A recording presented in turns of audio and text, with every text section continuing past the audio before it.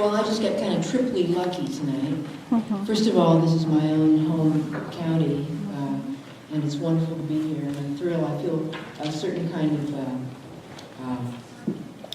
maybe inauthentic pride in this library. It's not my own library, but I do live in this county. It's just gorgeous. I'm a Fairfaxian, so go Fairfax. But the other things that are lucky for me, or particular, are that I get to start this, and so I'm initiating this this plan that was foisted upon us, which is that each poet introduces a poet. Usually we get someone else to do that, and we get off the hook, you know. And we were also asked to respond to the poem that's in the volume.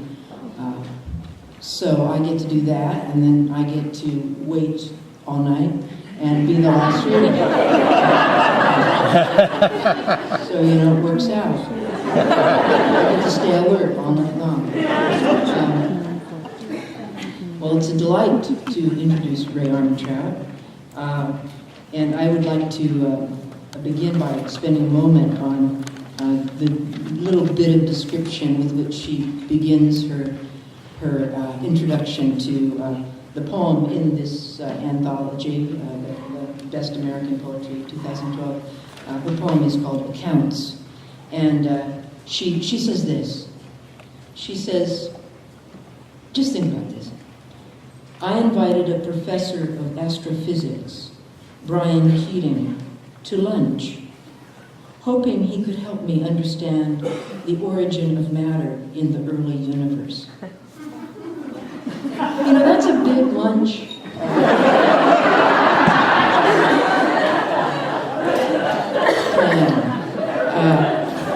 If you think about that, you look at her poems and they're a little bit scary, you know, but that's really, really funny.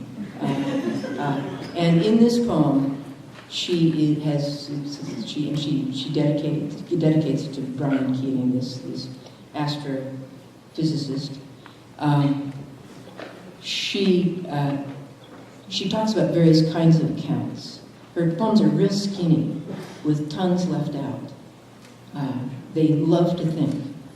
And she's talking about an account of how this could have happened, how energy could have turned to matter, and then in the latter part, so the first part, she uses these little sections and adores juxtaposition, and then in the end, she does the kind of thing that poets tend to do, and she takes the language and plays with accounts in another way. And she talks about God balancing his checking account, essentially, and balancing the account, which is pretty darn funny. And I wanted to say a lot of things that I'm not saying that well, but when I was reading these poems, I read a bunch of poems by her, and I got to thinking that she's intent, like a woodpecker climbing up and down the trunk of a big tree, tapping around, trying to get at something that's alive inside of her. She leaves empty that which she doesn't know how to fill. And that's a very rare thing. It's very tempting to say what we don't know. She has the nerve to not say what she doesn't know. She's thrilled by juxtaposition, as though juxtaposition were the ultimate green energy. This is something really hard for me. She can get along without closure. She can endure a great deal of suspension, which, if you let it, can ease certain tight parts of your mind.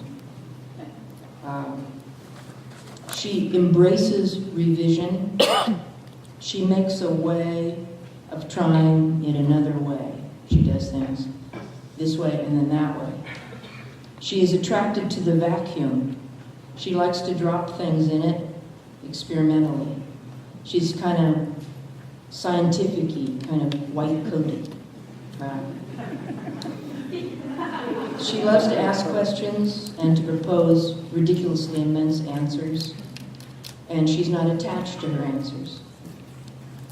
She's a plucker-upper of arresting bits of language and fetching metaphors. She turns them over like coins, admiring them, spending them this way, and then spending them that way. She has fun with ideas. Thanks, Rae.